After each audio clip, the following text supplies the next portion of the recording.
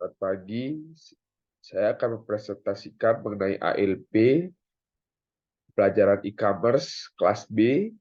Saya sendiri yaitu Igede Yudi Saputra dengan NIM 01060121110153. Untuk pertama kita bahas mengenai profil bisnis terlebih dahulu. Bisnis yang saya ambil ini adalah menjamu warung. Menjamu warung ini adalah bisnis rintisan yang bergerak di bidang F&B yang mengutamakan cita rasa dari bumbu tradisional khas Bali. Ini adalah bisnis mata kuliah project Ciputra yaitu AIS. Untuk platform e-commerce-nya yang saya gunakan itu adalah Shopee. Alasan saya memilih platform Shopee karena menurut saya Shopee lebih simpel dan lebih bisa saya gunakan karena saya sehari-hari juga menggunakan Shopee untuk memesan makanan, kemudian melihat brand-brand fashion seperti itu. Tidak hanya fashion sih sebenarnya, sebetulnya Shopee ini juga bisa digunakan untuk berbelanja F&B seperti eh, makanan-makanan yang bisa tahan hingga 2 minggu sampai 1 bulan. Nah, penyamu warung ini menjual produknya di Shopee. Produk utamanya itu sebenarnya ayam betutu yang tidak bisa tahan hingga 2 minggu. Bahkan 3 jam pun tidak tahan sebetulnya. Yang untuk gambar yang pertama ini, yang ada nasinya itu sebenarnya tidak bisa tahan. Nah, produk yang dijual itu ada di gambar yang ketiga.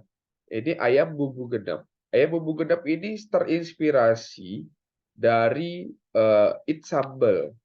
Nah, maka dari itu kenapa ini juga faktor kenapa saya memilih Shopee sebagai platform e-commerce yang saya pilih, yaitu karena saya melihat Shopee ini, It's Sambal itu memulai penjualannya melalui Shopee dan tembus 1 bulan 1,1 ribu penjualan. Maka dari itu saya sangat termotivasi dan saya ingin mencoba menjual produknya menjamu warung yang produknya sejenis dengan It's Sambal. Seperti itu. Nah, ini adalah akun Shopee dari menjamu warung. Ada 2 produk, yaitu ayam bumbu genap dan cumi Sunda Ceko. Itu semua produk khas tradisional Bali. Maka dari itu saya di sini eh, me, kita membuat kita mengisi di sini makanan siap saji. Karena memang makanan ini makanan instan dan bisa tahan hingga 1 bulan. Untuk awal-awal akun Shopee menjamu warung ini sebetulnya hanya 100 pengikut. Karena kebetulan kenapa kita bisa mencapai 100 pengikut itu karena kita eh, membuat video reels di Shopee di Shopee dan itu tembus 73 likes dan kita juga melakukan broadcast kepada teman-teman terdekat untuk memfollow akun Shopee dari Menyamu Warung ini. Nah, untuk penjelasan 30 days planning yang telah saya buat selama AFL 2 dan 3, ini adalah highlight dari keempat minggu ya. Dari week pertama itu adalah yang saya highlight di sini langkah awal yang memberikan landasan yang kokoh bagi kesuksesan bisnis Shopee kami, memilih nama dan logo yang menggambarkan produk Anda dengan jelas akan mengingatkan kesadaran akan citra merek Anda yang kuat. Berusaha keras dalam fotografi produk, termasuk pengaturan dan pencahayaan yang tepat, menunjukkan komitmen kami untuk menyajikan produk kami dalam pencahayaan terbaik. Berarti menurut saya ini ada beberapa yang penting yang perlu dipertimbangkan dalam mendirikan sebuah toko Shopee. Yang pertama itu adalah nama toko dan logo. Ini akan menimbulkan citra di customer. Karena kayak misal kita lihat McD, oh McD itu logonya kuning dan merah. Maka dari itu, kalau misalnya kita lihat logo kuning dan merah di restoran ayam goreng, itu pasti kita akan menimbulkan pemikiran bahwa oh McD seperti itu kayak dan juga dari segi foto produk juga sangat penting perannya dalam eh, berjualan di toko seperti e-commerce ya. Karena orang tidak bisa merasakan produknya secara langsung, orang tidak bisa merasakan atau melihat produknya secara langsung, tapi kita sebagai penjual harus memberikan eh, foto atau eh, gambaran besar produknya seperti apa, dalam artian agar customer tuh bisa merasakan tanpa melihat tanpa memegang produk tersebut seperti itu. Untuk week kedua ini yang saya highlight pentingnya promo toko dalam meningkatkan performa dan penjualan di Shopee, menyoroti peran strategisnya dalam meraih perhatian pelanggan, pemanfaatan Shopee Video sebagai alat pemasaran efektif memberikan gambaran yang lebih komprehensif tentang produk, memperkuat minat beli, dan meningkatkan daya tarik toko. Kemudian di week 3 ini strategi memberikan potongan harga sebesar 5.000 sebagai bentuk terima kasih kepada pelanggan yang membeli produk dan mengikuti akun toko, menunjukkan upaya untuk membangun hubungan positif dan meningkatkan kepercayaan pelanggan. Untuk minggu keempat ini berjualan di platform e-commerce tidak hanya memberikan manfaat finansial terhadap diri sendiri, tapi juga dapat menjadi sarana efektif untuk mengembangkan berbagai keterampilan pribadi. Seperti saya sendiri, sebelumnya saya belum pernah merasakan yang namanya foto produk, membuat deskripsi produk, itu seperti itu. Jadi kita meningkatkan skill juga sebenarnya untuk berjualan di Shopee. Dalam artian kita mengolah bahasa, menjawab customer pun juga itu adalah keterampilan yang baru menurut saya yang saya dapatkan. Kemudian memberikan komplimen berupa potongan harga sebagai tanda terima kasih kepada pelanggan, serta menyertakan inovasi dalam bisnis, menunjukkan bahwa berjualan online dapat meningkatkan kepekaan terhadap hubungan, pelanggan, dan kreativitas dalam berbisnis. Memberikan variasi produk dan menu juga bisa menjadi strategi yang penting karena hal yang ini memberikan pelanggan opsi untuk memilih produk yang sesuai dengan preferensi mereka.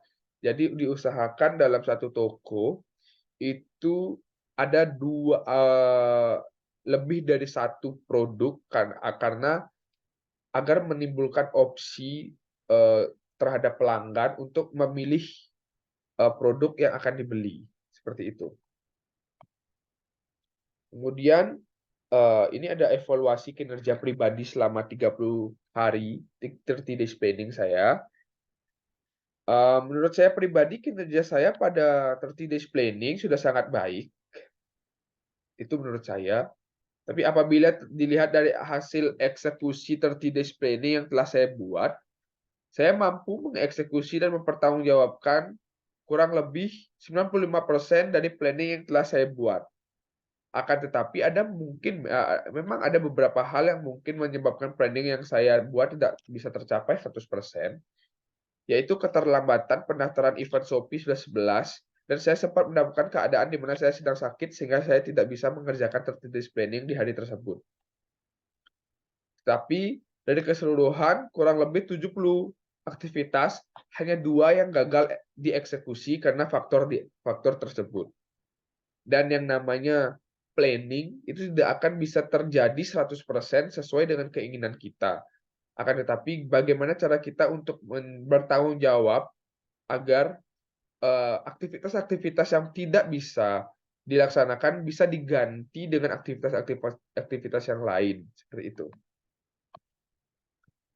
Kemudian evaluasi performa toko, kuali dan kuantitatif.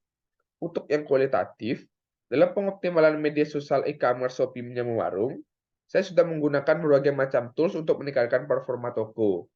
Tetapi memang ada beberapa problem yang belum dapat terselesaikan sekaligus menjadi penghambat pengoptimalan media e-commerce Shopee. Tetapi terlepas dari problem-problem yang muncul, terdapat peningkatan dari segi interaksi calon customer. Terlihat peningkatan dalam jumlah produk yang dilihat, namun belum terjadi penjualan. Saya juga sudah melakukan ads sebesar 100.000 untuk 1 bulan. Kemudian pembelian followers untuk 1.000 followers, saya mengeluarkan dana sebesar 100.000. Nah, apa sih fungsinya untuk pembelian followers ini? Menurut saya pribadi, pembelian followers ini berguna untuk menambah kepercayaan customer untuk membeli di toko saya. Karena saya pribadi pun jika ingin membeli barang dari toko online, saya pasti melihat follower-nya terlebih dahulu. Seperti itu. Untuk yang kuantitatif, saya telah melakukan ads Shopee untuk meningkatkan performa toko. Pada awal pembukaan toko, saya melakukan broadcast chat ke pelanggan-pelanggan menyambung warung menggunakan WA bisnis. Responnya sangat positif, mulai dari memfollow hingga like video marketing di Shopee. Memang untuk di awal-awal saya sangat berfokus pada peningkatan followers terlebih dahulu. Karena menurut saya pada zaman sekarang banyak orang merasa aman berbelanja jika followers dari akun toko yang dikunjungi memiliki jumlah followers yang relatif banyak. Nah, ROI dan ROAS. Untuk ROI adalah persentase keuntungan atau kerugian yang dicapai dari investasi yang dilakukan. Oleh karena itu, ROI dapat digunakan untuk mengukur laba atas investasi secara keseluruhan atau efektivitas promosi yang dilakukan. Dengan menggunakan metrik ROI, kita dapat mengetahui apakah strategi periklanan yang kita terapkan menghasilkan keuntungan yang signifikan atau sebaiknya. Nah, tetapi untuk saat ini, toko saya belum dapat melakukan penjualan. Maka dari itu, pada metode ini, saya belum dapat menghitung ROI toko saya. Untuk ROAS, adalah metrik khusus yang mengukur efektivitas dana periklanan yang dikeluarkan. Oleh karena itu, dengan menghitung ROAS, Anda dapat mengetahui apakah strategi periklanan yang diterapkan mempengaruhi penjualan toko Anda atau sebaliknya.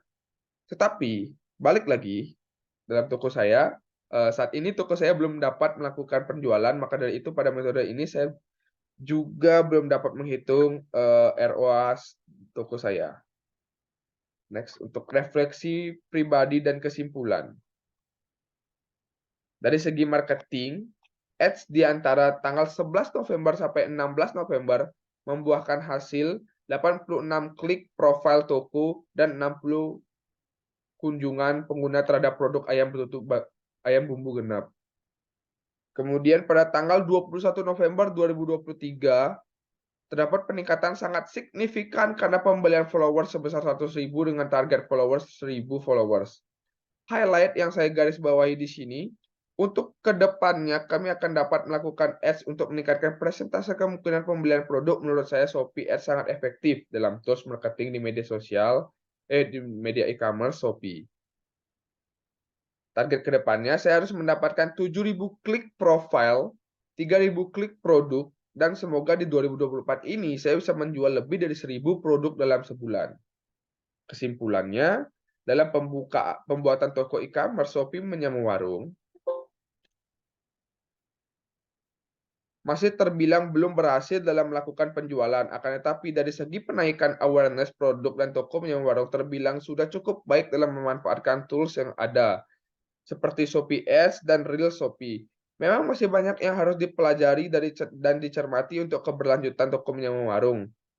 Saya akan terus berusaha dalam pengembangan berikut seperti melakukan ads yang dianggarkan setiap seminggu sekali dengan budget 200.000 dan penambahan produk atau pembetulan foto produk. Untuk dokumentasi ini sudah tertera dalam paper. Nah, sekian presentasi dari saya. Mohon maaf jika ada kekurangan dalam segi bicara, kata, dengan materi. Saya mohon maaf. Terima kasih.